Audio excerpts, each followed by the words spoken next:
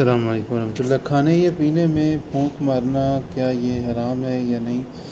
تو اس حوالے سے صحیح بخاری اور مسلم کی ایک روایت ہے، رسول اللہ صلی اللہ علیہ وسلم نے فرمایا، اذا شرب احد منکم، جب تم میں سے کوئی ایک پیے، فلا یتنفس فی الاناء، برتن میں سانس نہ لے۔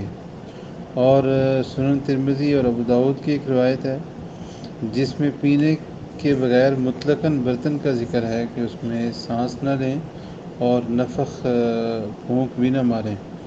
تو یہ دونوں حدیثوں سے یہ سمجھ آیا ہے کہ برتن میں کھانا پینے کھا رہے ہوں یا پی رہے ہوں تو اس میں نہ تو سانس لینا چاہیے، جیسے بعض اوقات بندہ پانی پی رہا ہے تو اب سانس اس کا رکنے والا ہے تو برتن کو علیحدہ کرے اور پھر سانس لے، اور اسی طرح پھونک بھی نہ ماریں۔ رسول اللہ صلی اللہ علیہ وسلم نے اپنی امت کو جہاں بہت سارے آداب سکھلائے، ان میں سے ایک ادب کھانے پینے کا یہ بھی سکھلایا۔